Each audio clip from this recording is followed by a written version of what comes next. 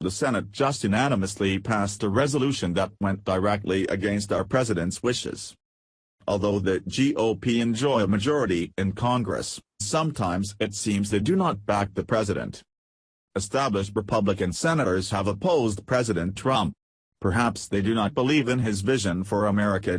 Whatever the case, the recent Senate vote might have been aimed at Trump himself. From Daily Caller.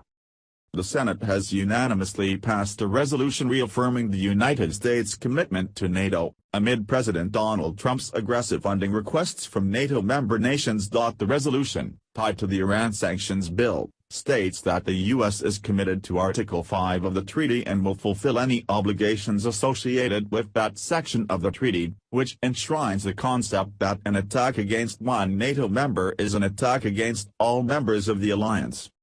Article 5 states that an attack on one NATO nation is an attack on all, Graham said in a statement. This is an important founding principle of NATO and the concept of collective defense. Today's overwhelming vote should reassure our allies and give notice to our enemies that America stands firmly in support of NATO and our Article 5 commitment. Trump wants allies who are part of NATO to spend not just 2% of GDP on defense, but 3%. President Trump has been an outspoken critic of NATO members.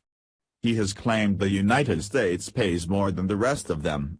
In the past, he's even threatened to withdraw from the alliance. For senators to so aggressively reaffirm their support of NATO could be viewed as a shot against the president. At the very least, it might weaken his attempts at reforming the treaty, so that other members pay their fair share. Established senators don't like change.